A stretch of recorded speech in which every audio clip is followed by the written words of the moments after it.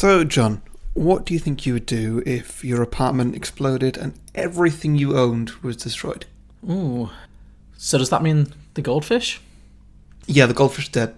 Oh, no. Well, once I'd got over my grief... Okay, sure. I'd go through the appropriate period of mourning. Given experience, I don't think that would take you very long. No, well, I'm a survivor. Mm-hmm. I guess They're not. They're the opposite. Look, I do my best. I guess I'd move in with you. Okay. Yeah. And I think I'd set up maybe like a nice knitting circle or something. Or maybe like a book group. Just something very genteel. Wow. Yeah. Wow, okay.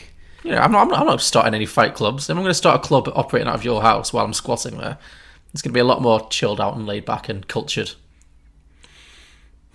Sounds very boring. Yeah, well, sorry. That's John's life, I guess. Yeah. Sorry. Hopes and aspirations. You're freed from everything. What do? You start knitting. You can do anything in the world, John. Why would punching someone else in the face be the thing I'd want to do? Not suggesting that's what you do, but a knitting circle? Just something low impact.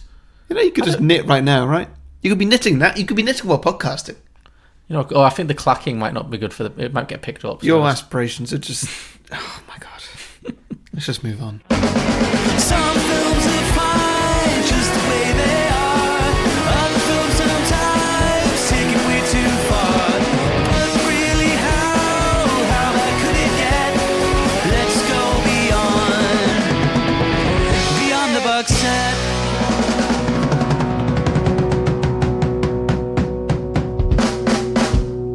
Welcome everybody to Beyond the Box Set, the podcast where today we are pitching prequels, sequels and spin-offs to Fight Club. It's great. We're also going to be pitching some drinking games, and later on we'll be hearing from our listeners with things they submitted to us online. But first we're going to talk about some of our favourite moments from the plot and also do a quick plot summary as well. So I'm Harry, the host with the most muscles. Are you though? Under several layers of fat. And joining me, as always, the host who is just one apartment explosion away from opening a fabulous knitting shop. I didn't say anything about a shop. It's John Lucas. Oh, thank you. What are you going to do with all your blouses that you knit? Blouses? Sorry, scarves. You're only on stereotype step me. one Yeah, so that's ambitious. Yeah. Single pieces of string. Scarves for mice. I don't know. What were you saying? Where are you going to open your shop? Oh, yeah. I think I'll just do it. Or also just welcome to the episode, whatever. I think I'll just Etsy it, to be honest. Just Etsy, okay. Yeah, I don't have to pay all the fees, Yeah, cool. Yeah, just very, solid, low ambitions. Yeah. Great. That's how I get through life. Just aim low and you'll never be disappointed. God, you're boring. Okay, so Fight Club, go. Fight Club, yeah. Okay, so this was a you pick. Mm-hmm. I had seen this before. I think most people have seen this film. Yeah. Not for a long time. I think it must have been not that long after it came out. Mm-hmm. Maybe I've seen it twice. I've definitely seen it at least once. Mm-hmm. I remembered the twist, obviously. I mean, that's the main thing about the film, is it? And it's one of those twists that when you know it, it becomes incredibly more obvious. It really is, and we'll get to that, because that definitely is why it rewards a second viewing. So I remembered that. And I remembered a few of isolated bits. I remember that Meatloaf was in it with tits. I don't know why that stayed in my mind, but it did. Mm. I remembered the end, obviously, with him shooting himself through the face and all that stuff. But yeah, watching it this time, it's interesting watching it so soon after The Joker came out. Because not that they are that similar plot-wise, but I think they cover some similar territory. And so I imagine down with the system sort of thing. Yeah, but also I think they would I think if Fight Club came in today, it would be in for a lot of the same criticisms that the Joker's coming from. And yeah, we've talked about the Joker, and we both quite liked it. And I think a lot of the criticism is a little bit over the top in terms of it being morally objectionable. For the first hour of watching Fight Club this time round, I was like, oh, this has aged terribly. And I was really like, I'm actually actively really disliking this film. And then by the end, it kind of won me around. So why were you saying it aged terribly? Well, I feel like it just comes across, and even though it did win me around by the end, I definitely think it has a bro-y quality. It's such a straight man's film. It's such really a straight is. White man's fantasy film. It has nothing to say to me as a gay man. It has nothing to say to women. I don't think there's anyone who's not white in this film in any particularly significant role. Maybe some background people. It really is. And I don't know, just a lot of the stuff that Brad Pitt says, a lot of the philosophy that he kind of puts out there is very like Jordan Peterson-y. You know, it's very much that. You know. And I was really worried for the first hour. I was like, is this just toxic masculinity in the movie? And some people might argue that it is, but I do think that by the end it made its kind of more satirical side come through and the directions it took. So by the end I was enjoying it more. I like the second half a lot more than the first half. I still think it has problems though, and we'll talk about it, but I definitely had some... I think parts of it have aged better than other parts, definitely. Yeah, I'd say you're right. Should I do a plot summary then, I guess? Hey, what were your thoughts on it? My thoughts? I have seen it before, and I quite enjoyed it this time. Again, I had remembered the twist and had a few memories of different bits of it. I generally quite enjoyed it. But your points are definitely valid. It's okay to really like it, you know. Like no, it's not like I really like it and like oh my god, this speaks to me. Yeah, you know, as a straight white man, this is what I've been looking for. Well, I mean, I don't think you've never struck me as like a Fight Clubby type. I don't think this is how you would, you know. No, not somebody who would get involved in this. Like the way this film put it was that like everybody's looking for this. This is what everybody wants. Everybody wants to just get out of their monotonous jobs and do this. Yeah. And I remember when I first watched it, I was like, that all seems a bit extreme. Like, if you don't like your job, you're in the wrong job. Yeah. I had made... Just get a different job. If you don't like that you buy IKEA stuff, then, you know, stop buying IKEA stuff or don't. But, you know, this isn't an answer to anything. No, well, that's the thing. Brad Pitt's character's whole philosophy in this film is just something I have no patience for. I hate it. And obviously the thing is with his character... Because of the twist, because of the fact that, spoiler alert, they're the same person, he has to be very one-dimensional because he's pure id. He's like the pure expression of Edward Norton's, you know, fantasies about being this carefree alpha male, basically. So this isn't necessarily a criticism of the film because it does make sense in the grand scheme of things, but just so much bullshit philosophy. Like, so many times his character would say things that he obviously thought were so deep, or he's supposed to think are so deep. And they sound deep at the time. But they're actually not. They're nothing. I really... Because you still get it today, you know, from certain quarters. This whole notion of live like you're going to die tomorrow, you know, oh god, we're all dying, so, you know, don't waste your life in some boring job, and all this kind of stuff, which is, in some ways, obviously, is a good message. Like, don't get me wrong, obviously, if you are unhappy in your job or in your life, there's always ways you can change your life. Make a change, You can absolutely can. But this ramming home of, like, I think it's like this exceptionalism. It's this idea that if you're not doing something really exceptional, then you're just a waste of flesh. And I think that there's nothing wrong with being ordinary. No, if you're happy with being ordinary, like this idea that people just must be dying inside because they're not living, you know. And it also comes from a very, like I say, it does come from a very like white privilege, male privilege kind of thing. It's like, people work jobs because they need to earn money. Not everyone has the luxury to go and live every day like it's their last. That's just not practical. It's not actually practical. Yeah. And also just like the fact that his whole philosophy was so... It didn't bring anything good to the world. No. It was entirely nihilistic. It was entirely... And again, it's the point of the film. I'm not criticizing the film for this, but his whole viewpoint is, you know, burn down the system and do things that are going to excite you today or whatever it might be. And it's not like, well, if you really feel like you're not doing enough, maybe go do some volunteer work or something. You know, like join a charity. You know, find a cause to support. Yeah. But it's nothing like that. It's all just very me-centered stuff. A very incredibly selfish worldview that's just utterly destructive. But also a lot of it didn't quite make sense to me. It doesn't stand up either. That people are that interested in violence and like that's the answer to them. And it's friendly violence. It's, you know, like when football teams have a friendly match, it doesn't really mean anything. It's just something. Yeah. Just for the sake of it. But they're still beating the shit out of each other. Yeah, they are as well. They're like, no one's ever talking about having injuries. You know, Jared Leto never says, I liked my face. Yeah, exactly. Or like, you know, near the end, he bumps into that chef in some different city and the guy's in a neck brace. Not just like a neck brace, but like he can't move his whole upper body because of presumably some injury from Fight Club. I think you're one, like, step on a shoelace and trip over and then you're paralysed for life. There's that was never really touched on. No, it wasn't. It was never really touched on that people actually get injured here. They showed it visually, but well, I think by that point, like, that's where the satirical part of it comes in, because it's obviously become this cult that people are just mindlessly following, even though it's doing them active harm. But I do find it interesting because I think there are people who, obviously, this film is so popular and it obviously does speak to people. Maybe just because it's an entertaining film and it's well made and it's, you know, it's stylish and it's cool. But it's very easy to be like, oh, straight men are awful. They're the worst. And in many ways they are. But also yeah, we are. You can't just dismiss.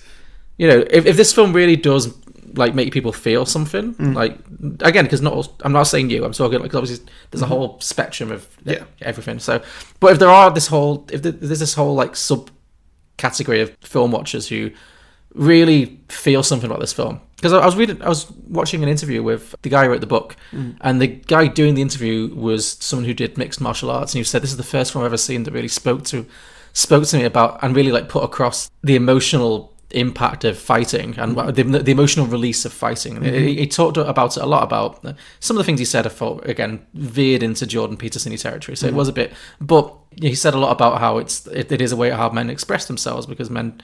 And he's talking about men. Men don't talk about their feelings. Men don't cry. Men don't. You know. So actually, to be able to express whatever's inside through physical violence, controlled physical violence, like martial arts kind of stuff, it's something that he obviously really related to in the film.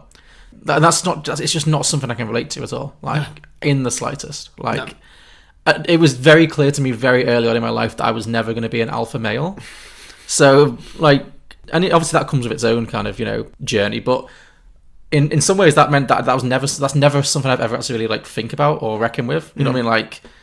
This pressure to what is it to be a man? And maybe I hope it's different for people now than it was. It's something that's always changing. But this idea that if you are a man, I am a man. If you are a straight man, there's certain ways you should be and certain things you should do, and it's I don't know. That's kind of why I don't want to be too dismissive of it, because. Straight guys have feelings too, and if this film, there are definitely pressures put on everybody. Yeah, exactly. Yeah, no matter what you are. Yeah, so I just find that really interesting. And this film did just talk about some of more alpha male, straight white male stuff that really doesn't apply to everybody. No, of course not. Yeah. But also, it doesn't really talk as much as I've talked about if you take this back, if you imagine the characters you'd get in a standard high school movie. Yeah. Which of those characters do you think this film would appeal to, or would eventually join a fight club? I guess the jocks. Yes, the jocks. Yeah. Only the jocks. It's the popular kids. Yeah. Nobody else. Yeah. Well, maybe also the kids who wanted to be jocks but couldn't be jocks. I wonder. Well, because Edward Norton isn't an alpha male. Listen to True, but Brad Pitt is. Yeah. Brad Pitt is pure alpha male energy in this film. Yeah. Yeah, and so Edward Norton's alternate personality is that. Yeah, but that's it, because Brad Pitt is the version of himself that he wants to be. That's what I mean. Yeah. I mean, I can't take credit for this quote. It's not mine, but I was listening to another podcast on this film recently, and they described this film as a film about beta males who fantasize about fucking alpha males. And I was like, yep. Wow. But yeah, I think a lot of it comes from that kind of resentment of not being that perfect, perfectly chiseled, has sex with anyone they want to, loves their job or doesn't need a job, whatever it might be, So, yeah, I think it probably jocks and people who wish they could have been jocks. Yeah, but not obviously the film resonates with people, and I think that's as long as they don't then go out and blow up buildings or beat the shit out of people who haven't consented to having the shit beaten out of them. That's fine, but this film definitely doesn't really have a lot of time for actually digging into the emotion of it. I would say Joker did that more. Yeah. Even though the Joker absolutely is a villain in the film, it definitely gets into the pain behind that and where it comes from. Whereas this film just kind of presents it, and then you can kind of take it for whatever you take it for. I also watched a YouTube interview from the time from the film being released, and it's Edward Norton and Brad Pitt promoting the film. So this is 1998, and it's some interviewer, and the interviewer says something I'll pull a clip of it because it is horrifying. The interviewer says, so don't you feel like this film is the reason this film's really resonating right now is because we do live in this real PC culture now where it's so unfashionable now for men to be men, and the interviewer obviously really felt like it's such a shame that men can't just beat the shit out of each other anymore. So it's like, God, and they're just talking about PC culture and stuff. It's God, this is literally 20 years ago. Nothing has changed. I feel like at the dawn of time, this the first early man, the second generation of early man, the Neanderthals were well, in my dad's day we could stake a mammoth and call ourselves men, and now we have to, I don't even know, you know what I mean? It's I don't think this is ever going to go away, this idea that male culture is being taken away by PC culture. Also, fun fact, sorry. I'll shut up, I'm Ross. I'm Ross ranting, I'm sorry. This film, or the book that inspired the film, coined the term snowflake. Oh, did it? Did you notice Brad Pitt says it at one point when the army, you know, when all the mayhem people have joined the house and they're all training. At one point, he walks through and he says, "You are not all special snowflakes," and that's he's talking about, like, you know, because they're all surrendering their individual identities, aren't they? And as part of this like manly unit, you know, and that's where snowflake first. I mean, obviously, the term snowflake to refer to this idea of like liberal PC, you know, stuff. That's where it came from. Oh, well, great. So this film did some damage. It's done some damage, but but you know, you can't necessarily blame the author for how people interpret their work. Right? No, totally no. And so it went. Listen up, maggots. You are not special. You are not a beautiful or unique snowflake. You are the same decaying organic matter as everything else. Tyler built himself an army. We are the all-singing, all-dancing crap of the world. We are all part of the same compost heap. Why was Tyler Durden building an army? To what purpose? For what greater good? In Tyler we trusted. Wow, people do seem to really be into this film They really are, yeah. in different ways. That's what I mean. It really strikes a chord. So, which, you know, arguably sign of a good film. Yeah. Okay, so this film, plot summary, it starts off with Edward Norton just working in an office, I think. Yeah, he works for a big motor company, assessing when there's been accidents, that's technical yes. faults. Yeah, assessing technical faults and working out if car models should be recalled or not. Yeah. And he gives a very simple formula that I've forgotten now, but it's basically a numbers game. It's like, rather than being like, oh god, our brakes failed 1 out of 1,000 times, you know, that could cause somebody to die, we must do a recall. It's like, well, how many accidents compared to the cost of recalling this model will there be? And then it's like, is this financially viable? Because obviously anyone who dies as a result of a fail, you could potentially sue us for millions of dollars. Yeah. But maybe it's going to cost us billions of dollars to recall this whole line, so it's actually worth just taking the hit and letting people die. That seems to basically be his job. yeah, pretty much. Yeah. So you can see why he's not particularly satisfied with his life, because that can't be a job that sends you, you know, skipping into work in the morning with a song in your heart. And he spends a lot of time travelling, waiting for flights getting delayed, and wasting time on planes. Yeah. And making what do you call the friends he makes on planes? Oh, one-shot friends or something? Something like that. Yeah. I mean, personally, I've stayed in a lot of hostels and I've made a lot of temporary friends. Yeah. That's my term for them. Temporary friends. Temporary friends. They're the best people. You really open up to them. Okay. Because you're like, I'm never going to see I'm you never, again. I'm I'll tell you never going anything. to see you again. Yeah, I'll just share anything with you, and, you know, you with me. And also, you can be anybody as well. Like, you don't need to be the normal self you are around your regular friends.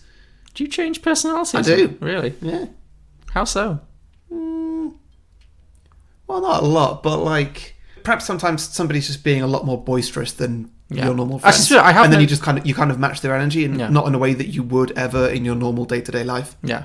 That's right. To be fair, I have noticed that about you, that when I've seen you in different friendship circles, you do adapt very well to like the social situation that you're in. Yeah. Like, I've seen you around like lads and you're a lot more laddie, and then obviously when you're around our friends, you're a lot more like, you know. Yeah. I'm just me. I don't give a shit. I'm too old to change who I am now. It's not that I care what people think of me. Just it's okay to care what people think of you if you want to. But also, is it just? Well, I mean, I do, but yeah, that's not why I behave the way I do around different people. I don't know. Is it more like liberating to like be able to be a different version of yourself for a little while? I don't know, it just comes naturally. I don't want to think about it. Okay. I don't know, you just kind of match with people's energy, don't you? Sure, absolutely. Yeah. Like you and me have probably grown a lot more similar over the years that we've been doing this podcast. Oh, absolutely, yeah. We've matched each other's energy. Yeah. Anyway, so where were we? Yeah, so he hates his job. Yes. He's got lots of dead time that just makes it more frustrating. Also, he's an insomniac, he can't sleep. And he buys a lot of IKEA furniture kind of just to pass the time, or just part of the lifestyle that he's built himself. Yeah, it's setting him up as like a materialistic person, someone who gets the value in his life out of what he owns and like having a perfect apartment. So yeah. And one day on a flight, he bumps into Brad Pitt, although he doesn't. I think I only worked it out just before the episode that I think the only time when Brad Pitt was a real person was when he's on that travelator on the way to the flight.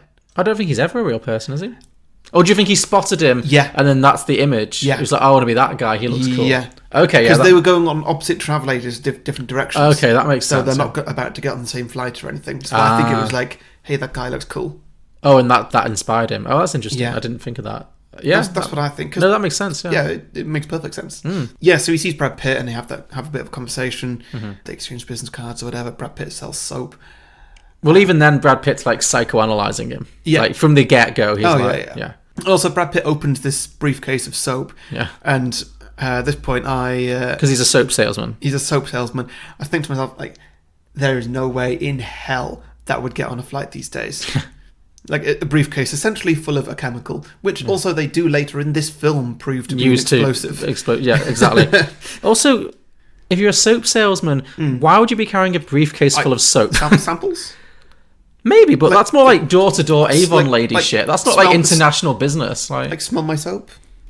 Maybe, but like he's doing international or cross state lines. Also, he's not a real person. He's not a real person. I don't think Ed Norton thought this through. No, of course not. I'm just saying, if you follow the logic of this scene through without knowing what happens, like if you sell soaps door to door, sure, you're gonna buy a suitcase full of soaps. Yeah. But if you're like high up enough that you're doing international across state line travel, you're getting actual flights all the time. Presumably, you're selling large quantities of soaps to large companies. They're not going to want to sniff it first. They're just going to want the numbers, And so then he. They get off the flight. Ed Norton loses his bag or whatever. That's one of the first clues, I guess, is that they have the identical briefcases. Oh, yeah. And so theirs get mixed up, maybe?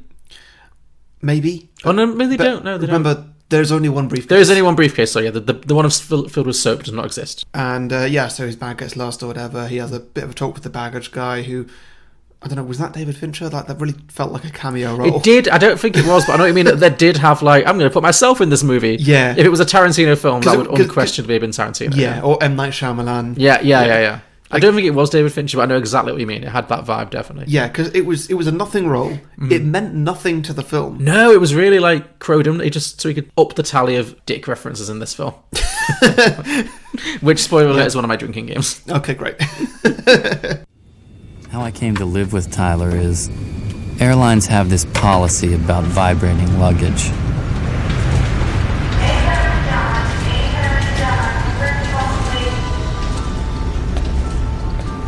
Was it ticking? Actually, throwers don't worry about ticking because modern bombs don't tick. Sorry, throwers? Baggage handlers. But when a suitcase vibrates, then the throwers gotta call the police. My suitcase was vibrating. 9 times out of 10, it's an electric razor, but every once in a while, it's a dildo. Yeah, instead Ed Norton goes home and he finds that his apartment has been blown up. He said that very casually, like, his apartment's been blown up. Yeah. Well, yeah. Yeah. It has. It's literally exploded. He acted very casually. He did. He didn't seem to have any kind of emotional reactions to that at all. All his IKEA crap is just all over the street down below. And so he's got nowhere to go. Now, I have skipped over a major part. I was going to say, yeah, you've skipped over quite an important plot point. Yeah. Where he went to... Did he go... Group that's it. No, sessions. that's it. So he goes to a hospital about his insomnia, and the doctor refuses to give him any pills because the doctor's a dickhead, I guess. Well, he just says you need to take a healthy response. I'm not going to prop you up full of pills because you can't sleep. You need to have... His response to I can't sleep is get a good night's sleep. That's basically what he says. True, yeah. I mean, I'm not a doctor. I don't know what the actual... I don't really know much about insomnia, but I don't think it's as easy as why don't you just... Lighten up, I think is what he says, yeah. It's like saying to depressed people, why don't you just cheer up? Yeah, no, absolutely, yeah. Sure. Or that's what I imagine it might be. I don't know for certain. But anyway, so the doctor says, well, you want to see real pain? Go to the testicular cancer support group. See what's going on there. So he does, and he and that's where we meet Meatloaf. Yeah. And Meatloaf's two friends. His breasts. Yeah. I mean, I'm making fun of what presumably may be a real illness. So testicular cancer is a real illness. Yes, I don't think you know that's not what I meant. Check your balls, lads. It's important. Yeah, no, but I did think that this scene was quite on the nose. Like a lot of the jokes in this film, like some of them I thought were really good. Some of them I thought were a bit like, oh, it's really leaning into this again. This kind of really bro-y kind of thing. It's like it was because this is literally men who've literally lost their balls, and then they've grown breasts and they cry all the time. Yeah, well, I mean, one of them has. One of them has breasts and cries all the time, but that's basically what they're it saying. really didn't seem like it was being handled sensitively at all. And I know that I just made a joke there, but also throughout the film, Meatloaf's pecs never get referred to anything other than bitch tits. That's it. Yeah, it's this character has bitch tits. Yeah. Yeah. That's what I mean. There's like the film definitely has this like undercurrent of weird masculine energy that yeah. Sometimes I thought it was making fun of, and sometimes I wasn't sure. Yeah. Yeah. And this is one of those times I wasn't sure. Yeah, and so then Ed Norton goes home and he has a perfect night's sleep. Because he's cried at this meeting. Yeah. Yeah, he's able, even though he doesn't have testicular cancer, something about other men specifically, expressing their pain allows him to just let out his own emotions in a way that he's otherwise unable to do. Yeah. And that clears his head and he's able to sleep. But it's not just testicular cancer, he goes to a bunch of... Yeah, and so then he basically gets addicted to it because him letting out like that is the only way that he can sleep at night. Yeah. So, yeah, then he just starts going to all these groups and under fake names because, of course, we never actually know what his name is because his name is Brad Pitt's name. Potentially, yeah. Yeah. Now, then eventually he meets up with Helena Bonham Carter. Marla, the character. Marla, and she is pretty much doing the same thing as him. He recognises her from multiple groups. So he realises that she is also faking all... Because obviously these are all support groups for diseases or addictions or, you know, mental health problems. And she's going to all of them. Yeah, including testicular cancer. Including testicular cancer, which I really wanted to find out how she possibly justified staying in that group. Yeah. that was a question that they didn't answer. But yeah, I think this really throws him off. Like he can't. The fact that she's lying really throws off because he's also lying. It throws off his ability to actually get anything good out of these groups. I did love. I'll say this: Edward Norton was phenomenal in this film. I thought he was all the acting of the main characters, of which there are three, is really good. But I thought he was, even though the parts of the film I didn't like, I thought he was spectacular. His "fuck you, bitch" face that he gives to Helena Bonham Carter. There's a shot of her at one of the support groups, and he's just looking across the room at her. It made me laugh so hard. I loved it. it's just utter "I hate you" face. Bob loved me because he thought my testicles were removed too. Being there, pressed against his tits, ready to cry. This was my vacation. And she ruined everything. This is cancer, right? Yeah, so she is this character who... She's fascinating. She should have been in this film more. That's an absolute fact. Definitely. And she doesn't care about anything. Yeah. At all. No. She doesn't even care about her own life. No, yeah, absolutely. She's a bit of a pixie dream girl type. A bit. Yeah. But that's just the way that this film has kind of portrayed her. I don't really feel like that's a good summation of her character. No, well, this is the thing. I think like with more screen time and a bit more development, she wouldn't have been that. No, yeah, that's what I mean. There's real potential with this character, absolutely. I think it's a great character. It's a great part, but I think it's one of those ones where you cast Helena Bonham Carter and it's like, okay, you've got the job halfway done. Yeah. Like she does a lot of heavy lifting just because she's just automatically interesting because she's just great. Yeah. She can just walk on screen and say nothing. Fun little casting bit of trivia. It was initially offered to Reese Witherspoon. No. And she, wouldn't work. That's what I mean. If it was her, it would have been bland, boring, nothing female character. Helena Bonham Carter brought the essence of Helena Bonham Carter to it, and that made it much more interesting. Yeah. So that's why I think a lot of it comes from her rather than like the script. But yeah, I don't think Reese Witherspoon would have worked. No. Yes, and so where I got to with the Brad Pitt stuff? They agree with Helena Bonham Carter to because they don't like each other. They're going to go to different counselling. They're going to alternate. They're going to split it up, and so they exchange numbers just in case. Yeah. And so then cut back to Ed Norton with Brad Pitt, and Ed Norton's apartment's just blown up. He needs somewhere to go. He nearly calls Helena Bonham Carter. Well, he does, but then he doesn't say anything. He loses his nerve. Ah, yeah, that's it. And so then he calls Brad Pitt. Yeah. And he's like, "Oh, it's me, the guy from the plane." Edward Norton's character has apparently no friends or family of his own. No. A complete loner. Yeah. Which is, it would have to be for this plot to make any sense. Yeah, so then he goes to Brad Pitt's house, which turns out to be basically a haunted house. Oh God, this house gave me anxiety as well. Yeah. The basement is flooded. Yeah. Permanently. Permanently, yeah. The tap's all ooze brown water, which he uses to brush his teeth. Yeah. It's falling the apart. roof actively it's utterly leaks. dilapidated. The stairs are falling through. Yeah. It's a death trap. It's an actual death trap, yeah. Yeah. Did not like it. No, would definitely not want to take my clothes off and have sex with Brad Pitt in a rubber glove. No. Yeah. I think I might prefer rubber gloves to not rubber gloves in that house. Just But yes, I know what you mean. Yeah, so then he lives with Brad Pitt for a bit. He does, yeah. For the rest of the movie. Yeah. So in the real world of the film in which Brad Pitt doesn't exist, is he just squatting, do we think? Yeah. Just in some, like, dilapidated... Yep.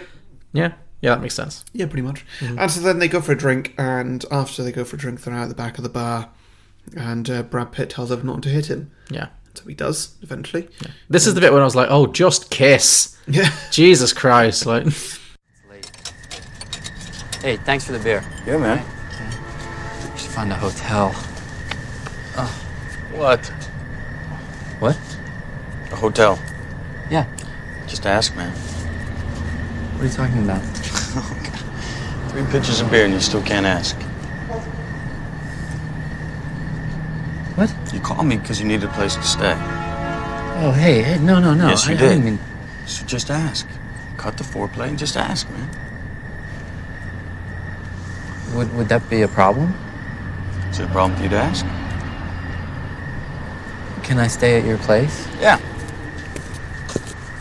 Thanks.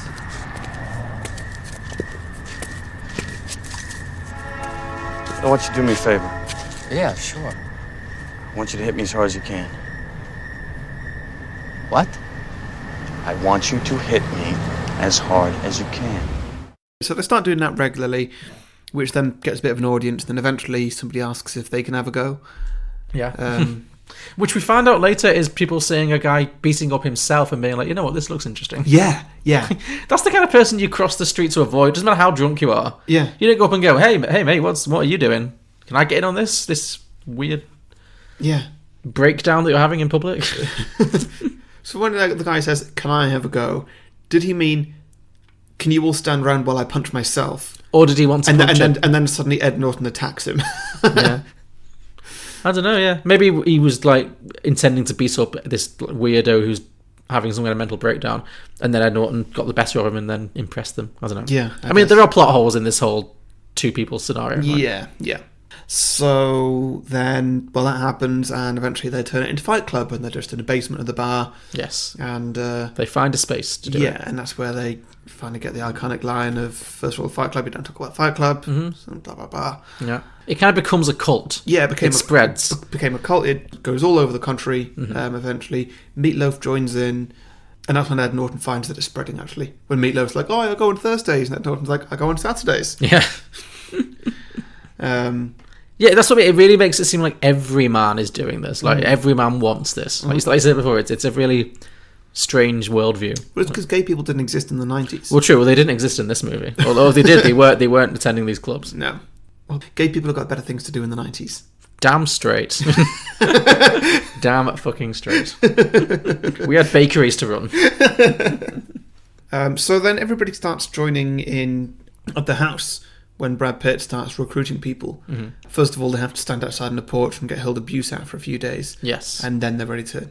And then they get accepted in. Yeah. It's like, why are you doing this? Again, I couldn't relate, because why on earth do people want to stand outside in the freezing cold for 3 whole days, having abuse held at them? Missing Fight Club, having abuse held at them, only so they can move into this dilapidated, crappy homeless shelter. Yeah, lose their name. Lose everything, Yeah. Is that really what you think? Like, oh my god, my job is shit, this is so monotonous. You know what I want? To not even be me anymore. Yeah. I just want to be not even a real soldier, just like a nothing soldier. Yeah. I think maybe like I said, it's not something that's ever appealed to me. But obviously, in real life, there are cults and groups. You know, whether it be like religious cults or whether it would be, you know, like neo-Nazi movements and stuff, where people do crave structure. Like, you know, I guess he's offering structure to people who feel like they don't have any structure. You know, like the army. You know. Yeah. Like, they're all working towards something, and they feel like they have some, you know, greater purpose, which maybe if they were just working behind a bar or in a convenience store or wherever it might be, they wouldn't have. Yes, then they all get accepted into his house where they start Project Mayhem, which you don't really find out what that is initially. It's just little bits of like I said earlier, just causing destruction, and then it builds into destroying banking buildings or whatever, credit card companies. They're basically terrorists, domestic terrorists. Yeah. They start as vandals and then they work their way up to terrorism. Yeah. And at one point, Ed Norton tries to hand himself into the police, but then it turns out that he's got the police on his side. Yeah, And it's spread so far that everyone's in on it, including the police. Yeah. Oh, you did miss... I don't know if we're going to circle back to it, but Helena Bonham Carter's still in the movie. Oh, yeah, she's having a lot of sex with Brad Pitt. Yeah, she starts sleeping with Brad Pitt, and Edward Norton can hear them in the next room, and it's causing him a lot of like anger and distress. But then obviously, as we find out, it's not really the case. No. But it does feature a scene that you referenced earlier, which really got a big laugh out of me. When Brad Pitt opens the door fully naked, in the middle of sleeping with Helena Bonham Carter, and they've obviously just been fucking, and he's wearing bright yellow rubber gloves. Yeah. And you can draw from that whatever you want. Yes. No, that was very good. Yeah. Apparently that was Brad Pitt's idea. Great. When I learned about that, I was like, oh, maybe Brad Pitt isn't that boring. That's a good, funny, dark joke. Like, Yeah. Yeah, and so what goes on next? Brad Pitt disappears at one point. Ed Norton tries to trace him down all over the country, finds that there's fight clubs all over the country. well, things start escalating out of Ed Norton's control. Meatloaf gets killed. I think that's the thing that really... That's the thing, yeah. Yeah, because they're doing some terrorist activity. Is that when they blow up the big circle that rolls into the Starbucks or the coffee shop? Yeah. And a bunch of them are committing an act of vandalism or terrorism, including Meatloaf, and the police try and stop them, and they run away, and while they're running away, Meatloaf gets shot in the head. So he's dead. He's dead. Yeah. So, yeah, he goes around all the cities, finds that there's different fight clubs that have been happening. He's looking for Tyler Durden, and he's tracking him with all the ticket stubs that he keeps finding and but stuff. It's become like a national conspiracy now, like all men are in this, it seems. Yeah. And none of them will tell him what he wants to know, because they're all like on this vow of silence about not talking about Tyler Durden. Yeah. And then eventually someone does tell him. And is that when he puts two and two together?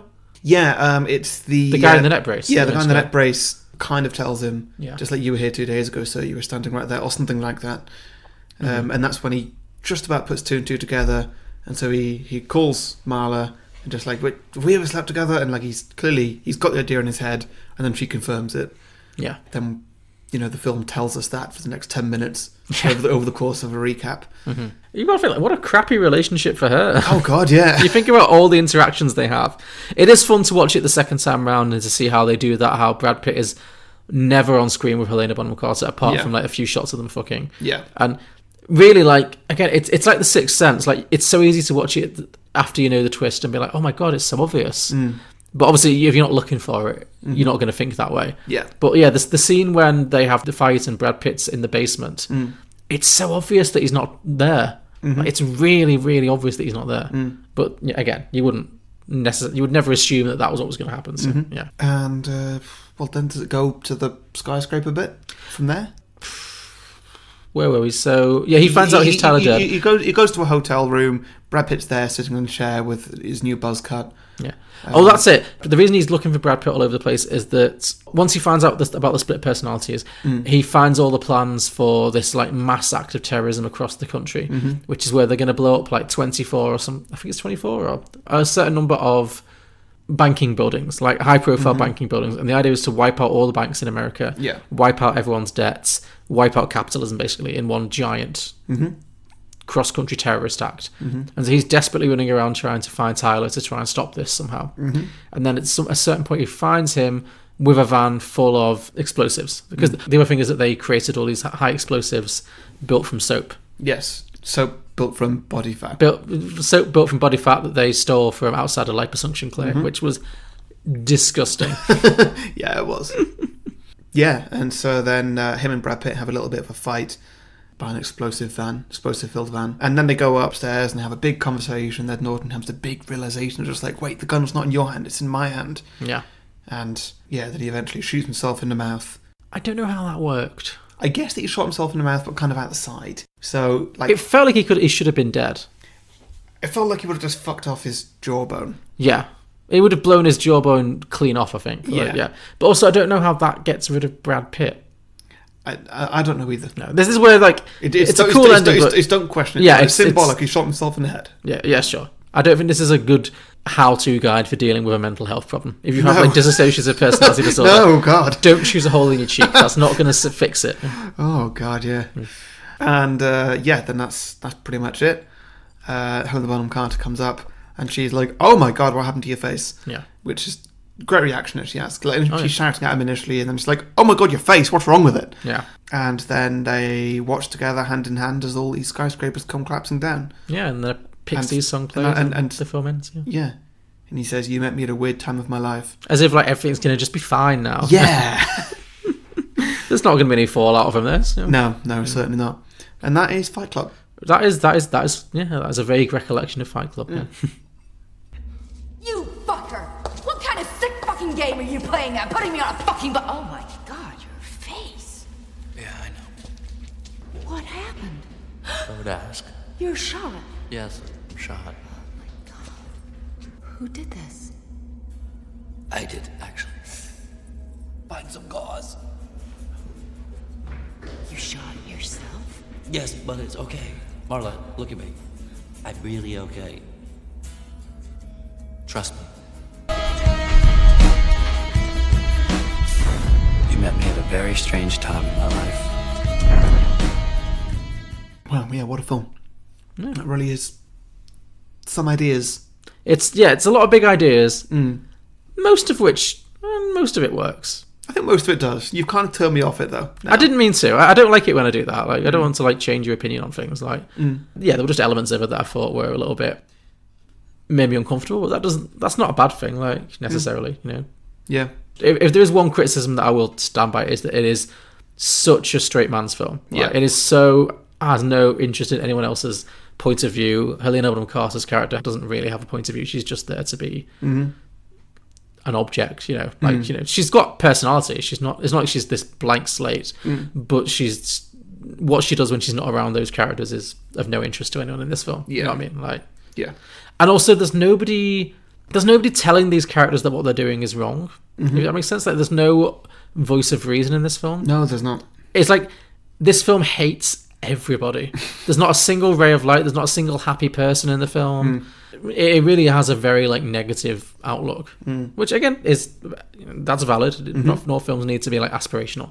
Literally, there are two women who speak in this whole movie. There's Helena Bonham Carter and there's the woman we can't say who has that one scene in the beginning. Yeah, I'm pretty sure that's it. So definitely needs a few more women. I would say a different point of view. Yeah, definitely. Okay, drinking games. Sure. First one I've got is drink for losing teeth. Losing teeth. Where Ed Norton spits out a tooth. Who else loses a tooth? Jared Leto. Oh, does he? Yeah. Oh, of course he would. And there's definitely a few people who land face down on the ground. Oh yeah, there's lots of like male heads smacking against concrete. Definitely, yeah. We didn't really talk about Jared Leto being in this film. No, I mean, he's not that notable. He's not. No. I always on a scale of Jared Leto films. Sure. I always forget how long he's been around, though. Yeah.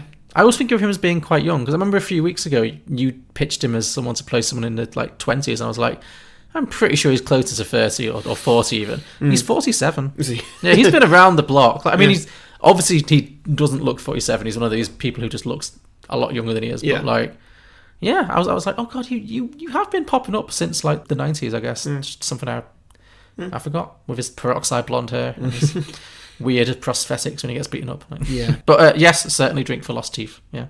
Very obvious first one, but drink for clues. To the twist, obviously. Yeah, sure. Like, there's lots of times of like Brad Pitt will just walk out the room or go downstairs, or just to make sure that he never interacts with another human being, particularly who's not Ed Norton.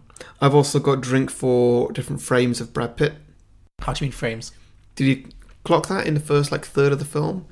That just every now and then, you know, that scene in the cinema when Brad Pitt. When he's putting the porn slots into movies. Yeah. In the first third of the film, there's different frames just like that of Brad Pitt.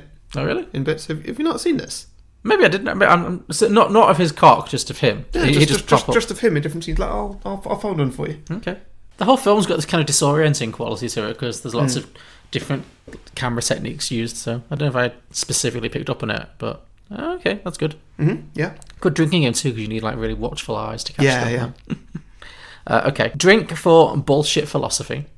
great. I've talked about it before, how Brad Pitt's whole worldview just really annoyed me. Oh, scene we didn't discuss, which is probably the peak of this, is when he holds up the convenience store guy and pulls the gun to his head. Yeah. So they rob this convenience store. Brad Pitt walks into this convenience store. No, they didn't steal anything. No, he just walks in, takes this poor guy out, this poor Korean guy, gets him down on his knees, points a gun at his head and says, "You're going to die today." And then he tells him, like, what do you want to be? What did you want to be? Yeah, did you really want to be a convenient? It's also, that's the other thing. This film is, or his character is so classist. Yeah. Like, it's so like, oh, if you're just doing a 9-to-5 working class job, your life is worthless. It's basically what he's saying to this guy. He's like, what did you want to be? What did you go to college for? And he's like, I wanted to be a vet, I guess. And this guy's obviously crying and sobbing and thinking he's about to be shot in the head. And he's like, well, I'm going to let you live, but if you're not on your way to being a vet in the next 6 weeks, then I'm going to fucking kill you. And then Ed Norton's like, why the fuck did you do that? It was awful. And Brad Pitt says, because tomorrow will be the best day of that guy's life. He'll be happier than than you'll ever be. I thought, no, he won't be. He's going to have horrendous PTSD. Yeah, he's going to be looking over his shoulder the whole time. Yeah, he's going to think he's got some psychopath stalking him. He's not going to enjoy being a vet if he becomes a vet. It's never going to feel like a sense of personal achievement. Yeah. And also, maybe he couldn't afford to carry on in college. Maybe that's why he's got a job at the moment, so he can afford to carry on in college it was just, do what he needs to do. It was such bullshit. Also, maybe he just wants to work in a convenience store. That's absolutely fine, yeah. Maybe that dream died. You really felt... Because it was really like, I don't know, I guess I studied stuff. Maybe I wanted to be a vet. It was like... Yeah, it'd be like if someone put a gun to your head right now. What do you want to be that you're not? Like, you just make something up, wouldn't you? Yeah. But yeah, that was the peak of it for me. Just this utter bullshit, entitled, privileged philosophy that annoyed me. But I think it's supposed to annoy you. But yeah, drink through all of those. Yeah. Someday the things you own are going to own you. Like, fuck you. Fuck off. Some people just like having a nice sofa. That's okay. Not you, though. Obviously not me. No. You're a piece of shit. Well, sorry. Jesus. Oh. Do you want me to pull a gun on you? Sorry, no. This film's taken me some places. Anyway, drink whenever he gets called sir. Oh, yes. Very good. Yeah. Brad Pitt's character, that is. Yeah. Oh, Ed Norton. Ed Norton, yeah. The same, you know. Yeah, very good. Drink every time a man cries. Mostly in the group therapy scenes, of course. But sure, yeah. Yeah, we do have a lot of male tears in this film. Yeah. Drink whenever you see soap. Oh, yes. That's good. Few bits of that. No sense that anyone ever washes. No. Considering they have a lot of soap going around. No. Although Brad, and obviously it's because he's not a real thing, he's a figment of the imagination, but it is notable that despite them living in this disgusting house, and Ed Norton looks fairly grimy, he's very grimy by the end because his whole body's messed up. Yeah. But Brad Pitt does always look very clean. He does, yeah. What did you think of his look in this film, Brad Pitt's look? I quite liked it. It was very, very 90s. It really was. Like with the shades and the frosted tips. A lot of sunglasses in this Sunglasses. film. The frosted tips were what really sent it over the edge for me. You know, like the... Oh, yeah. The little bit of blonde on there. Yeah. He kind of looked like a trendy 90s lesbian. That was the vibe I was getting, really. I was going to say like a member of Backstreet Boys or something. Yeah, that too, yeah. Backstreet Boys meets a lesbian, yeah. I don't know. Backstreet lesbians. Drink whenever anybody takes off an item of clothing. Oh, there we go, yeah. Yeah. I will say, considering this feels like a very blokes kind of film, I don't think Helena Bonham Carter had to get her tits out at any point. I know there's the breast cancer scene, but she never actually shows them. She did at one point. Oh, did she? Okay, fine. A weird sort of computer animated.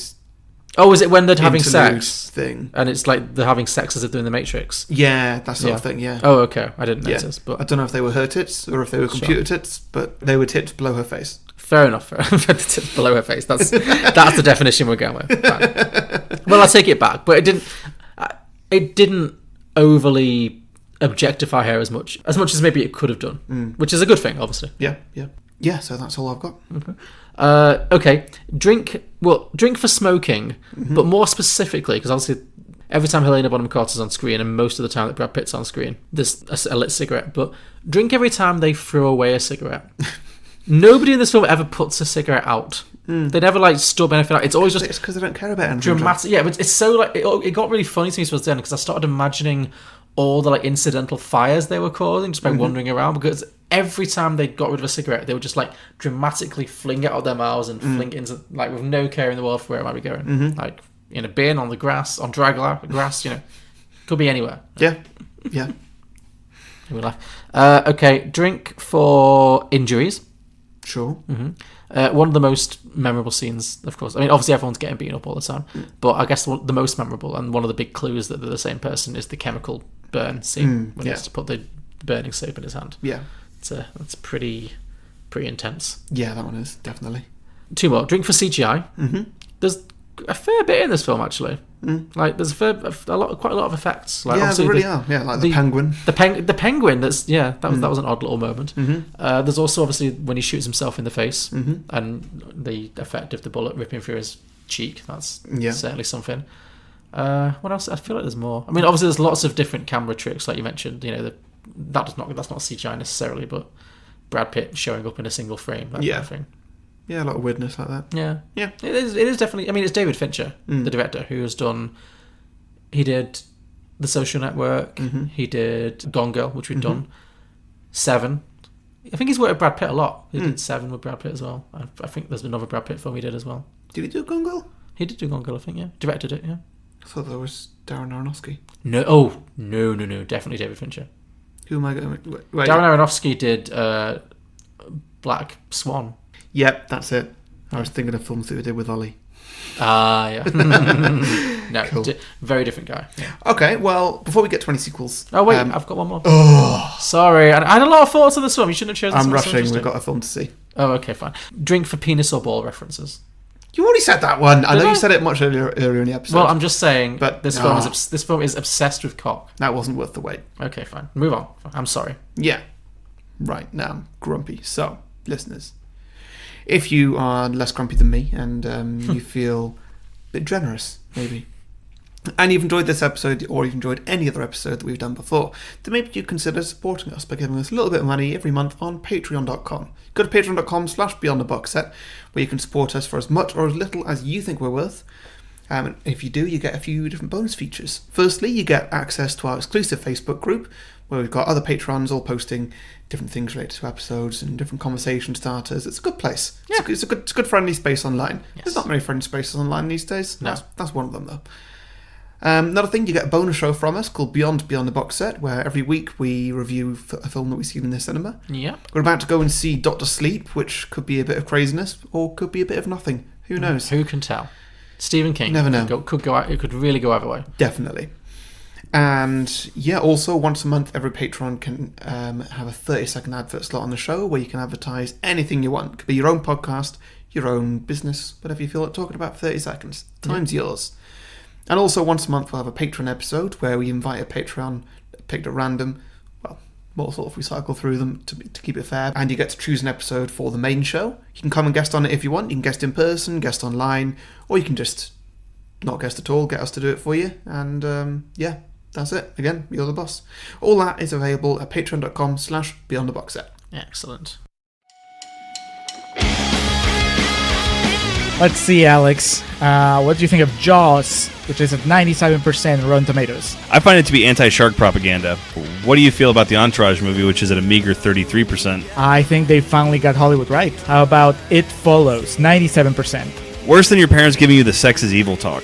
How do you feel about Juno, which is at 94%? That would be a movie that celebrates a teenage homewrecker. How about Bewitched at 25%? Best television adaptation ever put to film. How do you feel about American Hustle at a towering 93%? Overwrought awards bait. Righteous Kill, 19%. The movie that Michael Mann wishes he had made when he created Heat. Sounds about right. I'm Julio. I'm Alex, and we are the Contrarians. As you can tell, our thing is that we rage against the Rotten Tomatoes machine. Regardless of what we really feel. Find us on Apple Podcasts, SoundCloud, Stitcher, TuneIn, Facebook, Twitter, we're everywhere.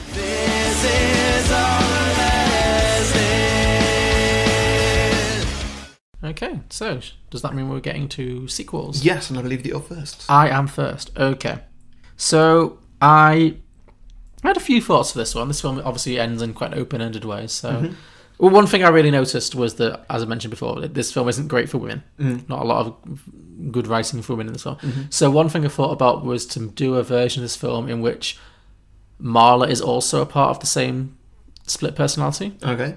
So Helena Bonham Carter's character, maybe she's like the feminine side, and he's constantly like, resenting her and running away from her. But also he kind of wants to fuck her, which is like he wants to fuck Brad Pitt. It's kind of, all very confused. But I decided not to go down that route in the end because I couldn't really think of anywhere to go with it other than just to make a point. Sure, but it works. It does work. It could potentially work. Yeah. So instead, what I have done is a direct sequel set 20 years later. So we're in the present day, roughly. And it is all about Tyler Durden, or whatever Edward Norton's real name is, because it's all about his son. Okay. So what I'm saying is, my premise for this sequel is that obviously Ed Norton got locked away for life for blowing up all those buildings. Like, that goes without saying. You know? So he's in prison for life. But at some point in their relationship, Marla, Helena Bonham Carter's character, got pregnant. Because I feel like her character probably doesn't take too much care of her sexual health. I can't imagine she's particularly rigorous about, you know... I wonder. She seems pretty devil-may-care about everything, you know. Yeah, but then, like, getting pregnant? No, I do think she'd probably have an abortion, to be fair. But for the purposes of the sequel, she doesn't. Sure, okay. Maybe the whole Edward Norton getting sent to prison for life, and maybe it gives her some kind of weird desire to... Some reason to keep the baby, who knows. But just for the purpose of the sequel, she keeps the baby. Yeah, great, sure. So, basically, Ed Norton now has a son who was conceived around the time of the original film. Therefore, he is about 20 now. Great. Okay. Who's this? Good question. We can't just keep going for Timothée Chalamet over and over again. Thank God. But I don't know. Lucas Hedges, maybe? He's got an Ed Norton See, you're cycling back to the same... But who else is there? I don't know that many actors who are like 20. Okay, what sort of character are we talking? Well, he's the son of Edward Norton, so you imagine that. And the son of Edward Norton and Helena What Bonham are his Carter. characteristics like? Is this kid like a normal kid, or is he going to get a bit crazy? Oh no, he's going to get a bit crazy and weird. He's an outcast. He's a weirdo. Okay, give me a second. I've got a guy. Okay. Come on, IMDb, load faster. The guy's name is Cameron Monaghan. I think you pronounce his surname. In Gotham, he plays the Joker. Oh, okay. He was born, same as me, 1993, so he'll be 26 right now. That works. The guy who played the... Yeah. Oh, okay. I was thinking of the guy who played the Penguin. I was like, he can't only be 26. No. But That guy in Gotham. Okay, yeah, that works. That works perfectly. Cameron Monaghan, did you say? Yeah. Okay, sure. Cameron Monaghan, best known for Gotham, is stepping up for his film career in this fantasy sequel to Fight Club. So, obviously, Marla, Helena Bonham Carter's character, was not a very good mother because she was a mess of a human being. Okay. So, he actually got taken into care when he was very young and didn't realise who his parents were. So he's had no relationship with his mother or his father, because obviously Ed Norton is still very much in jail, or maybe in some kind of mental health institute because he's clearly unwell. So we pick up in the present day. This kid is now... we need to give this kid a name. Ooh, what's his surname? Is it Durden? I guess technically, although it's probably been changed from foster parents, but, you know. Oh, sorry, did he say foster parents? Oh, I just need a name to refer to him by. Okay, John Lucas. That's my name! Just call him Tyler. Tyler Jr. Tyler Jr. Yeah, great. Sure. It doesn't matter at all. It's just so I can refer to him as something. Yeah. Yeah, so he's now in his early 20s, and he's a college dropout with no prospects, no love life, and a very seriously inflated sense of entitlement. Now, his adopted family have tried their best to shield him from the horrific actions of his father, which obviously, you know, caused a huge amount of problems in the world. He blew up all the banks, so we can imagine there was a giant financial crash, a lot of problems. But let's just say 20 years later, the world has, slowly recovered. Yeah. Pieced themselves back together, because capitalism always comes back. We all got our debt back. We all, thank God, we managed to claw all our debt back, His adopted family tried to shield all this from him. Let's say his adopted family are very, like, stable and normal and fine. But... now he finds out. Maybe the first half of this film is him covering how he finds out the truth about who his father is. Yeah. And what he did. And he becomes, obviously, he has to process and deal with that. And he becomes obsessed with tracking his father down and getting back in touch with him. He's obviously never spoken to Ed Norton in his life before. Yeah. So he finds out what prison he's in and actually does manage to go and try and see him. But it turns out that 20 years later, I'm thinking Ed Norton just does a little cameo in this film, just like a little connecting cameo. Sure. He's basically a very heavily medicated, broken shell of a man, because he's just been in like probably a mental health institute for like 20 years, just on like heavy antidepressants or antipsychotic drugs, to deal with his problems. Also, he has half a face, because he blew a face off. So, he's not getting any closure from that situation, basically. That doesn't help him at all. So he's disappointed by this meeting, but he starts to get deeper and deeper into conspiracy theories and incel culture, basically, because this kind of sets off a train of him researching about the attacks and what his father did, and he starts to feel like his father was done this great injustice that society kind of drove him to this place and then chewed up and spat him out, basically. So and because he's also is himself a bit of a failure in life, like I said, he's got no friends, no love life, he's got no job or any career or anything, so he's just, again, your classic entitled white guy whose life hasn't turned out the way he thinks he deserves and it's giving him problems. Sure. Yeah. So around this time, he starts manifesting his own imaginary friend, his own Tyler Durden kind of thing, if you will. But instead of being like a Brad Pitt style like alpha male, his imaginary best friend is a sassy gay man. Did you ever watch Glee? No. No. There's a character, Chris Colfer he's called. Okay. There was a gay kid in Glee, basically. He was very, very like effeminate, high voice, like, you know, pretty stereotypical. But he's very funny though. Something, and that's his, like, you know, he's got a sassy gay best friend who he lives with, who it turns out, who, spoiler alert, is part of his own brain, basically. Because again, this is me kind of reacting to the fact that this film, the gay people don't exist in this film, minorities don't exist in this film. Yeah. It's just a film for men. So instead of it being like a mentor relationship, where obviously in the original Brad Pitt represented everything that Ed Norton kind of wanted to be, in this version, Tyler Jr. sees, let's just call him Chris, the sassy best friend. Yeah. He sees the sassy gay friend as like his annoying roommate who's moved into his apartment and is just making his life miserable. Because he just won't leave. He's really flamboyantly gay, which Tyler Jr. finds annoying. He's quite homophobic. He doesn't like that at all. But this guy won't leave. He's always bringing guys back to the flat to sleep with, obviously. And worst of all, he started a group called Rom-Com Club, where him and a bunch of other gay men come together once a week to watch classic chick flicks and talk about their feelings. Great. Yeah. And this drives Tyler kind of insane. Yeah. So you can see where I'm going with this. Basically. Yeah, it's like obviously because they're the same person. He kind of represents that he obviously does have, you know, he is gay or has, you know, gay feelings, but he can't express them. He's repressing them, and they're being manifest by this character who's just living his best gay life, basically, and you know, getting to talk about his feelings and, you know, watch rom-coms and all the things that none of the characters in this original film ever did. I guess it just follows the same kind of trajectory of like it drives the son insane. The son's also getting deeper and deeper into like conspiracy theories and trying to figure out how to get revenge for his dad. So there's all of this stuff kind of coming on top of him. And that's pretty much where my ideas ended. So I needed to think of how does all this wrap up? I don't know. So I need to connect the closet gay trying to like fight that side of himself or his imaginary friend side with the incel culture trying to get revenge for his crazy dad side. Sounds like he needs to pick a side. Yeah. I think you leave it open. So he needs to he needs to choose between two very different lifestyles. Yeah. I think that maybe you leave it open, or you show him picking both, but kind of individually, and then you leave it as like which one did he pick? Which one's real? Which one's just imagination? Is he going to figure out that all those guys that my annoying roommate slept with, I slept with all those guys? You know? Yeah. But he can still deny it. He could, sure, but I think at some point he needs to have a moment of realization. I don't know how. Like, how would a rom-com club go out of control in the way that like a fight club would? Maybe he's now making his own rom-com film. Oh, okay. Yeah, I like this. Yeah. Yeah. So like he's written and directed this thing. Maybe him and his sassy gay roommate, they start a podcast. Oh no. Yeah, they start like a rom-com podcast. Nothing good ever happened. No good ever came from starting a podcast. But maybe it's a podcast dedicated to reviewing classic chick flicks, and then it gets really big, and at a certain point, he has a realization that it's a one-man show, and he's the only one who's doing it, doing two different voices. Okay. Yeah, maybe maybe it becomes so successful they get like a gig. They have to do like an interview somewhere, or they get a gig. Yeah, and then it's only then when he turns up that the world realizes that it's been one guy doing two voices. So it's not just that he's. That's a very modern take. Yeah. On Fight Club. Yeah, he starts a podcast. That's what I was trying to do. Yeah, I'm trying to bring into. I know you said bring into Y2K, but no, bring into the new millennium, baby. Yeah, I'm old. Yeah, no, he starts a podcast. Great. Yeah. Has to go and do a live show, and he's constantly like, "Where is like?" And that's when the sassy gay friend disappears. Yeah.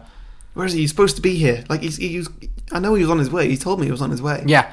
And then that's when he realizes that it's all been him doing multiple voices the whole time. And the audience doesn't know that either, because it's an audio medium. Yeah. So then he gets exposed as being like having a split personality. Or maybe like he doesn't even realize until he's doing it on stage. He's doing both voices. Yeah. And we see both people, but the audience the audience of the film, and then the audience in the crowd, they only see one person. Yeah. And they're all having really weird reactions to it, and then maybe it's after the show's done, that's when like somebody comes up and compliments him, and they're just like, I never realised that you were doing both voices the whole time. Boom, Yes, there's your twist. There we go. Love it. Yeah. Yeah. Yeah, that works. So then he realizes that it's been him the whole time, and we get the flashbacks. We'll see the same scenes we've seen before of like I'm bringing all the guys back, watching all these chick flicks and stuff, and it was him the whole time, and he has to deal with all of that. Yeah. And then I don't know, somehow he spirals into this whole terrorist incident. I don't know. I mean, that's quite a jump. He did a podcast show. Maybe we don't need. Yeah, maybe rom-coms. Maybe I wanted to bring. To be fair, I mean, maybe we don't need that element. I was just trying to bring Ed Norton in somehow, but maybe we don't need that plotline. Maybe it's just about him coming to terms with his sexuality and via the medium of a podcast. Yeah. I like that better, I think. Okay, yeah. Let's bring it down a notch then. Yeah. So, yeah. Cool. Kids today don't have the ambition to do Fight Clubs. They just podcast about shit. Yeah. Yeah. Cool. So that was Rom-Com Club. Fight Club 2 Rom-Com Club. Yeah. Oh, very nice. Okay. Which I guess is the name of the podcast. Rom-Com Club. It's a good name for a podcast. Yeah. If it doesn't exist already, yeah. Yeah. Okay, so mine, I'd given it a title because I had an idea, but then I didn't actually continue with that idea fully. It kind of evolved the other way. Okay. So this film is going to be set around the same time. It's going to centre around Marla. Oh, okay. So it's from her perspective. The Helena Bonham Carter character. Yeah, her perspective. It's going to be that. Now, initially I was going to do it where she creates her own fight club called Bitch Club. Bitch Club, like it. Yeah. But I didn't end up doing it, or I've not got there yet. But okay. It's not a complete. It's 2/3 of an idea right here. We'll do the last bit together. But yeah, so this is Bitch Club. Okay. First rule of Bitch Club is always only talk about Bitch Club behind Bitch Club's back. Yeah, there it is. Thank you. Okay, so this is going to pick up a few years beforehand. Bit of an origin story. Right. Okay. Start with an intro scene where Marla is in a family home. She looks completely different to how she was in Fight Club. She's pretty well presented. Oh, I see. This is before she's gone off the rails, started smoking, and become like this weird New York goth. Okay. Yeah. And we first see her. She's in her bedroom with her husband, who is she's married. Who is hurling loads of abuse towards her. Oh, okay. Just basically being the worst kind of person you can imagine. You've probably got a picture in your head. Yeah. Eventually he gets a bit violent, punching her in the face, knocking her to the ground. And then he instantly gets her up, hugs her, claiming that he didn't mean to do it, and that, you know I'd never hurt you, Marla. I'm a good guy. Guy. Okay, so you've got your classic abusive husband here. Yeah. Okay. Yeah. And then we hear a baby crying in the other room, from the commotion. Oh, no. And he lets her go, and he sits down on the bed, switches on the TV, grabs a beer, just lets her deal with the baby. Sure. And so Marla goes to the kids' room. There's actually 2 kids under 10 and a baby as well. She's got 3 kids. She's got 3 kids. I think Helena Bonham Carter was very young when she did this film, Was she? Probably only like early 20s, but sure. Do you think? She's only like 48 now. Maybe she's 50. I mean, I know she's made up to not look very good. Yeah. She's really only that young. I think so, yeah. Let me just have a quick little look here. So when was Fight Club? 98, 99? Okay, well, she was born in 1966. Oh, okay, so that'd be 32. Okay, I take it back. That's old enough to have 3 kids. I mean, if you started young, you could have 3 kids under 10 by then, yeah. Okay, sure. Let's just say she did start young. That fits. No, that's fine. That's fine. So the scene shows us that they're quite a poor family, mainly because of their dad's habits. But all the kids are in one room because they can only afford a small place. Okay, are they still in like New York or wherever this is set? Right? They're in a house. In a house somewhere. Yeah, okay, sure. Yeah. The kids, that's all that Marla's got. Like, she loves them very much. They're her world. Okay, so this is very much. She's not the character we see in the film. She's actually very attentive and caring and a good mum and responsible. Yeah. Okay, interesting. Now, after putting the baby down to bed, she doesn't want to face going back to the bedroom with her husband, so she goes downstairs and just starts getting on with some housework. She takes the bins out to the front yard, and then suddenly there was a flash in the sky. There was a whoosh and the mighty bang as we see a meteor fly down out of the sky and completely destroy her house. Oh wow, you've taken it supernatural or post-apocalyptic? No, just a meteor came and just a random tragedy. Completely randandom tragedy. Okay. So how does she survive, sorry? She was outside just putting the bins out. Okay, a very specifically. It's very coincidental. Okay, sure. Intentionally. Okay, right. Like I've written that intentionally. Okay. And she gets knocked to the ground. She gets up, runs to the ruins of her house, which doesn't resemble any kind of structure anymore. And obviously she can't find her children, but we all know that they're dead. They're gone. Oh, this is dark. Yeah. So basically, the message that we're supposed to get from that is that Marla doesn't care about anything anymore because, as one point she says, when she's stood in the middle of busy traffic, like, you could just die at any point for any reason. Oh, I see. So the utter randomness of her. Oh, that's good. It's completely random and very unexpected, and just suddenly her family's gone. That makes In sense because the blink of an eye, everything's gone. that works because She's lost her whole life, but she's left behind. The whole film, the actual film, she's always like stepping into the middle of the road, and, like not looking back, like literally into oncoming traffic. So it's like she has this absolute death wish, complete disregard for her own life. Yeah. That makes sense. That's a good origin story for that. I like that. Yeah. It's the best bit of this whole idea. Okay. Well, so far so good. Yeah, cut to a few years later, and Marla is a support group for people who've gone through severe mental trauma. And there's a new arrival to the group. It's a man called Jeffrey, played by Edward Norton, of course. Okay. Did Jeffrey just name you pulled out of thin air? Yeah, because that's probably what he did. Sure. I did wonder if his name was going to be Jack, because obviously there's all those references like, I am Jack's wounded ego. Well, in the support groups, he did make it obvious that he uses a different name every time. Yeah, sure. So he could easily be Jeffrey, yeah. Yeah. Sure, okay. And yeah, over a few sessions, she started to find it odd that he never spoke about his trauma, but he also didn't hesitate to participate in any activities, like the group hugging it out, yeah. And so one day, having nothing better to do, she follows him. He walks out the door of the community centre, and he walks to another building where there's another session happening, and sits down quietly there. This one's for terminal cancer patients. Right. Testicular cancer patients? Or? Terminal this is the one with the woman who wants to have sex before she dies. Okay, yeah. And so she sits in and lights up and watches all the people with all their shit lives. Mm-hmm. She goes home after this one is finished and she feels quite different. And because it's quite late, she goes to bed and let's just say she has the time of her life. She gets up the next day and she feels better than she's ever felt since the meteor hit. And she goes straight to community centre and signs up for all the classes she can find. This is how she gets her rocks off. Oh, I see. So it's from following Edward Norton that she initially... Mm-hmm. Oh, that's interesting. So it's kind of all his fault. Pretty much, yeah. Okay. Isn't everything? Well, yes, sure. Everything's Ed Norton's fault. And so commence a montage of her going to all the classes and staring at Edward Norton at everyone, and then, having a bit of fun afterwards. Yeah. So she finds him a very mysterious person. She's intrigued by him, and eventually he approaches her, as we've seen in Fight Club, and you'll have to remind me how this goes. They have a bit of an argument, and then they agree to go their separate ways. Yeah, that's pretty much it. He confronts her and being like, I know who you are, you're a fraud. Yeah. And she's like, yeah, I saw you rehearsing, telling me off the floor, how's that going? Which was a great comeback line. And yeah, they have the scene with the where she steals all the clothes out of the laundrette, and then, they basically just like walk down the street together. So, and so at the last minute they exchange numbers, but she doesn't intend to call him as she's not going to see him again, and she doesn't care. Yeah.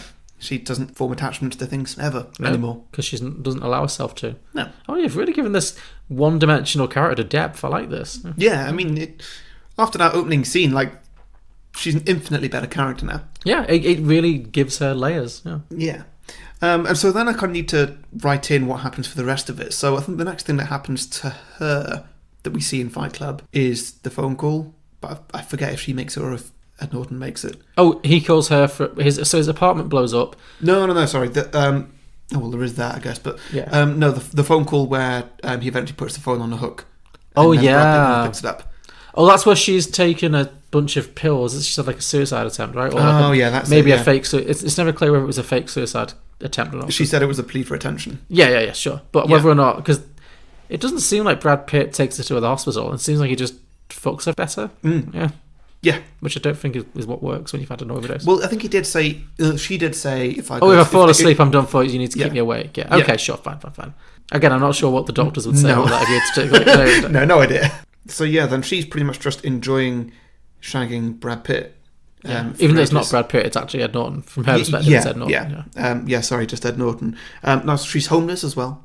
Uh-huh. I definitely got that feel from Fight Club. Whose flat was she in when she called for help? I don't think it was hers because the police came. Because the police were called and they had to leave. Wasn't that why the police came and they left? I thought it was an ambulance because someone called because she made a suicide attempt, wasn't it? Was it?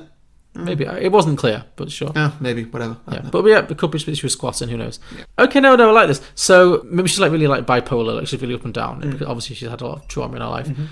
And maybe she has a real low moment and she does take a bunch of pills and then she phones up Ed Norton because he's the only person she really knows from these meetings that she feels like she can connect with because they're both phonies. They're both faking it in these clubs, in these groups, sorry. Yeah, and so maybe she phones him because she feels like a real connection to him. Yeah. Because they're both doing the same thing. And she feels like he's another lost soul. Mm-hmm. And she's obviously taken all these pills and she thinks she's going to die or maybe she's just crying out for help, whatever. Yeah, and then he turns up. Because from her perspective, obviously, he hangs up the phone, then Brad Pitt picks up. But from her perspective, it's all him. So maybe, she makes this... She has this weird night where she makes a suicide attempt. Edward Norton shows up at her flat, takes her back to his place, takes her to the stars, Yeah.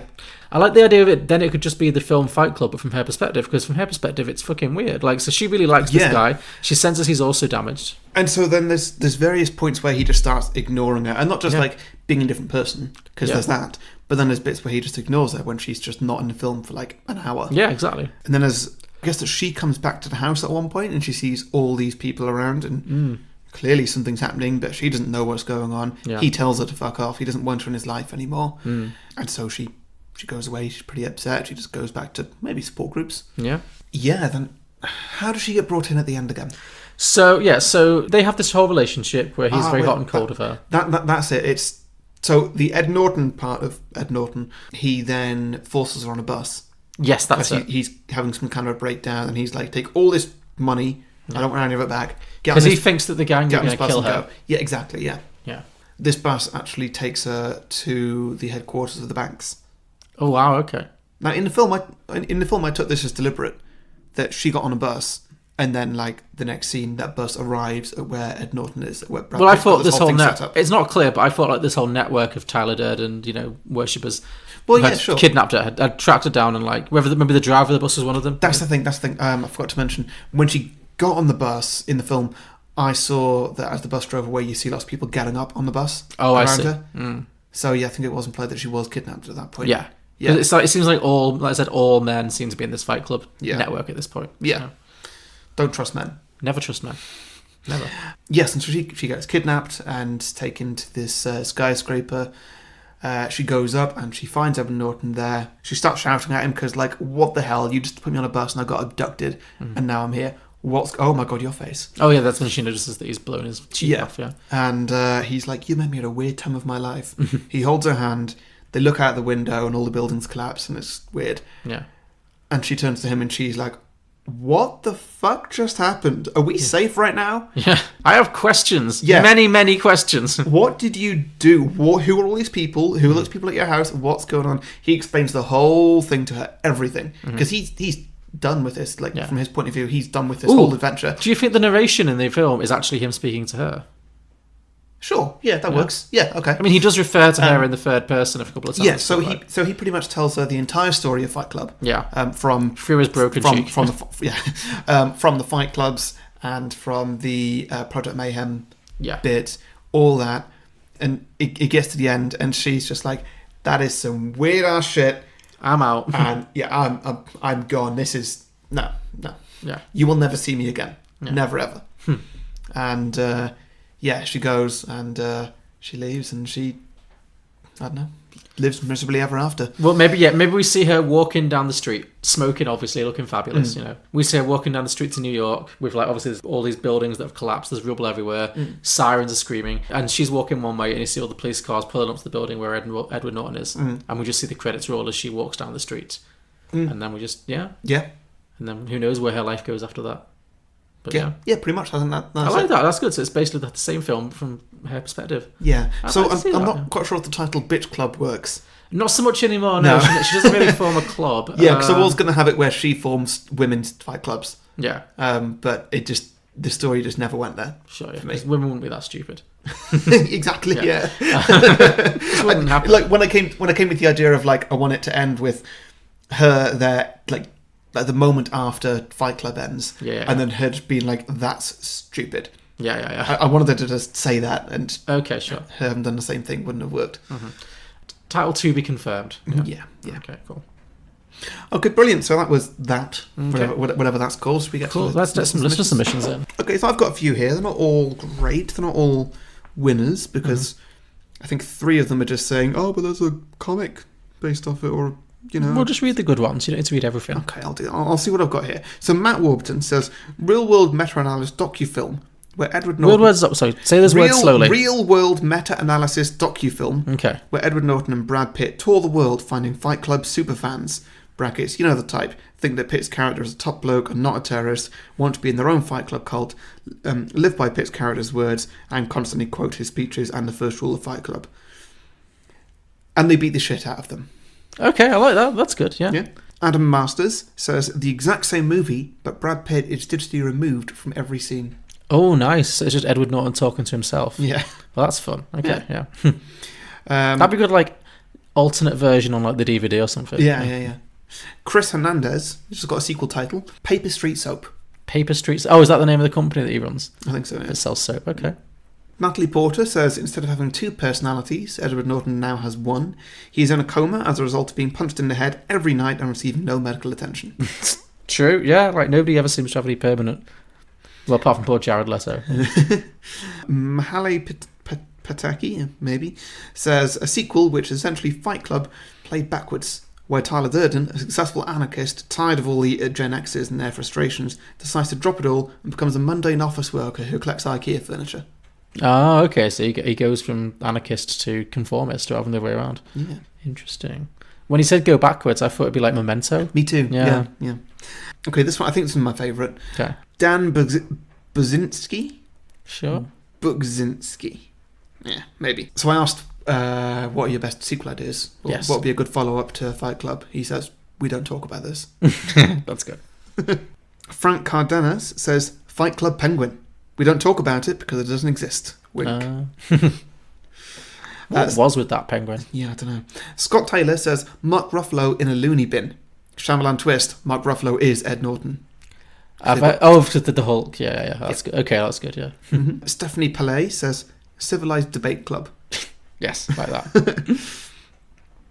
And finally here, Adam Horton says, I think there will be a new set of people, and these new people will go on an adventure to seek out Ed Norton's character, as he's the only one that can save Fight Club. The twist here is that they secretly been hiding on an island called Club 2, not the number. And when they find him, he is just standing there, and he won't say anything until they make this a trilogy set, with the next being the last Fight Club. But by that point, people will probably be 50-50 on the whole Fight Club universe thing anyway. So what, they find him and he doesn't talk? It's the new Star Wars films. Oh, I see, okay. Luke Skywalker was on an island called Act 2.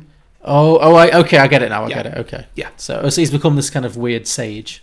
Yeah. Okay. I mean, I think that Adam Horton's just making a point about doing a Star Wars cinematic thing. universes. Okay, I get it. Cool, very good. I have some as well. Malcolm Nygaard said, look who's not talking to. Sure, yeah. Jer Morton said, Leto the right one in. Yep. Jason Bitterstein said, 2 Fight 2 Club. Sure, yeah, that works. Yeah. Nikki Brusky, this might be my favourite. She's pitched a book. A book? Okay. It's not a long idea though. The title of the book is Fight Club and other movie posters that let you know it's time to leave a guy's apartment. Yep. Great. Yeah. Adam Capitano said, allow me to pitch you the 19th century prequel instead. Fisticuffs Association. Alex Garcia said, a harrowing survival story about a cross-section of people caught at ground level during the final explosion scene working to save themselves from the fires and clouds of dust and gas as well as continuously collapsing mountains of rubble. They manage to dig out as many survivors as they can while keeping an ever-rising tally of the dead. They finally find relative safety in an outdoor concert venue. Epilogue, 2 of the survivors track down Edward Norton to murder him, but find that he's already killed himself. Fight Club 2, I don't want to fight tonight. Wow, so it's dark, but sure. Mm-hmm. Yeah. Jacques Granger said Fedora Club. Great. Yeah, Fedora, sassy hats. Park Parkinson, and I think this might be inspired by you, said a shot-for-shot remake, but also it's cats. Great. Adam Kushner said The First Wives Fight Club. Oh, yeah. So, The First Wives Club Fight Club. Yeah. First Wives Club, a film we've not done, but we definitely will. Mm-hmm. Stephen Jones said, the cold opening is a flashback to Tyler's speech about how we have no great war, we have no great depression, and then smash cut to 20 years later, and Edward Norton is standing around with the remaining members of Project Mayhem. They're watching the exposition channel that stores with lots of TVs in their fronts are always using, and they're just looking at how shit the world has gone. One of the members turns to Norton and they have this exchange. Hey, remember all that stuff you said about wars and depression back in the 90s? Yeah. You're a fucking arsehole. Yep. Fight Club 2. More like Tyler Durden. Very good. Andrew Russo said, Flight Club, in which disaffected men gather covertly in basements and then indulge in the opposite base instinct and just run away at the first sign of trouble. Great. Kelly, this is my other favourite. Kelly Boyd said, CrossFit Club. The only rule is that you don't, under any circumstances, talk to anyone who isn't already in CrossFit Club about CrossFit. You know how people start doing CrossFit and they start getting really evangelical about it. Yeah. So, yeah. Very good. Veronica Smith said, Marla Singer goes to therapy and experiences self-actualization, ditching her life as a depressed pixie dream girl for unstable men. Yeah, I agree. Benjamin H. Bastian Baldwin, what a name, so many B's, said Fight Club 2, Rise of the Incels. James Marr said The Incredible Hulk MCU movie, but they replaced CGI Hulk with Brad Pitt. Okay, sure. Rob, So wait, Ed Norton, he hulks out into Brad Pitt. yeah, Just Brad Pitt, not Just green Brad- Brad Pitt, just Brad Pitt. you wouldn't like me when I was angry. When I'm angry, Oh, I like him more. yeah. Rob Farnham says Polite Club. Duncan Flaster said Too Fight, Too Curious. Derek Martz said David Fincher and Chuck Palahniuk slowly and clearly explain the concept of satire to dude bros for 2 hours. And Chris G just said Joker. Daniel Tickner, friend of the podcast, said Fight Club 2, The Tranquility Gambit. Set 10 years after the ending of Fight Club, the sequel is told from the restrained perspective of Tyler Durden, as he sits in the subconscious of Sebastian, the name the narrator of the original Fight Club currently uses. Sebastian continues his dysfunctional relationship with Marla and has fallen into the mundane routine of society until Tyler re-emerges to cause chaos. So I guess that's kind of an inside-out thing. You watch him inside. Tyler Durden still exists, but only inside his brain. Inside Out of Fight Club would be fantastic. That would be it. Pretty much all movies would be good with an inside out twist. But yeah, I like that one particularly. Ross Burton has lived up to his reputation and given us a bunch of puns. Flight Club, same thing, but it's like Transformers. Aeroplanes fight each other.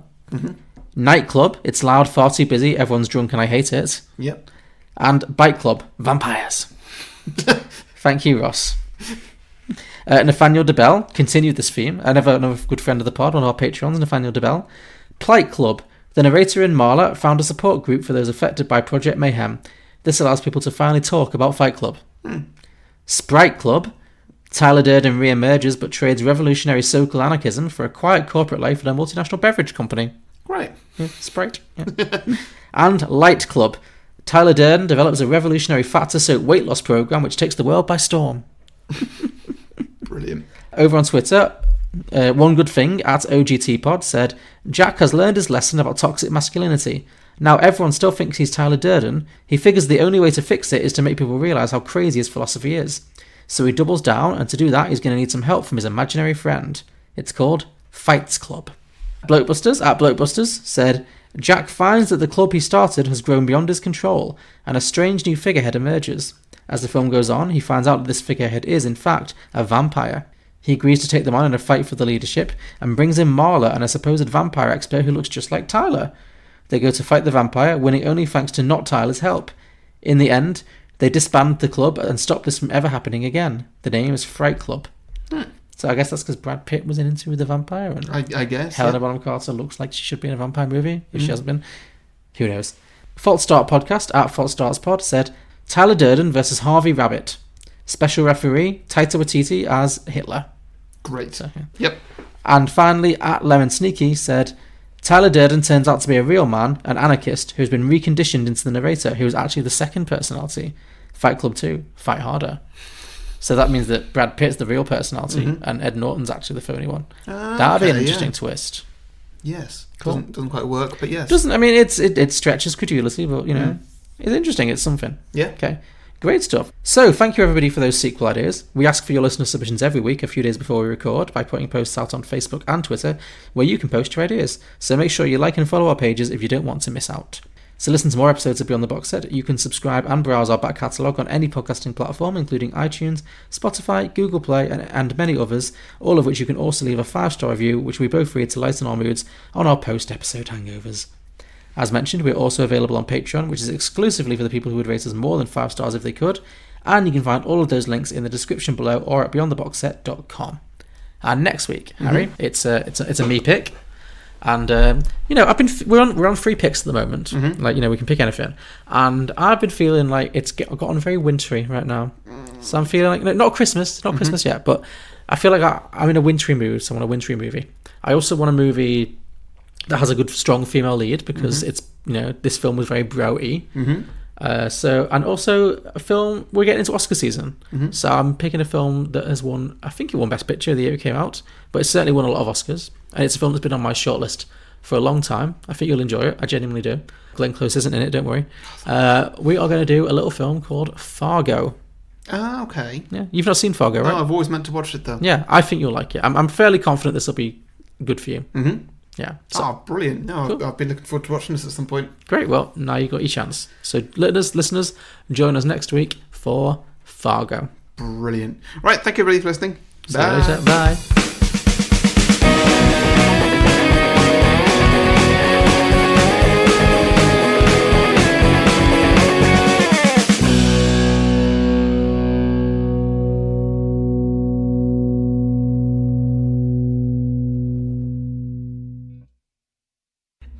You fucker!